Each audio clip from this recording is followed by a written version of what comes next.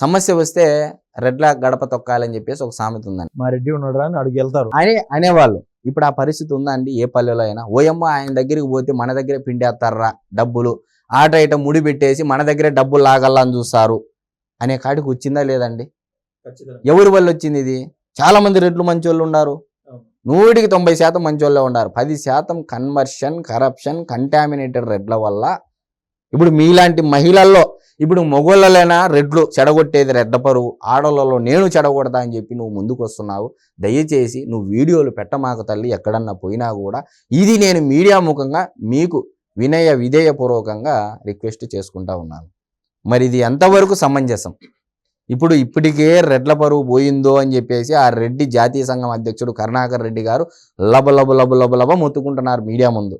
మా రెడ్ల పరువు తీసినారు ఈ జగన్మోహన్ రెడ్డి, ఆ మొత్తం ఆయన పక్కన చేరిన మిగతా రెడ్లంతా ఈ కన్వర్షన్ అయిన వాళ్ళు, అంటే ఒక మతం నుంచి ఇంకో మతానికి కన్వర్షన్ అయిన వాళ్ళ హడావిడి ఎక్కువైపోయి మా సామాజిక వర్గంలో ఇప్పటికే అంతా నాశనం చేసేసినారని చెప్పేసి ఆయన నిన్న కూడా ఒక ఇంటర్వ్యూలో చెప్పడం జరిగింది కరుణాకర్ రెడ్డి గారు.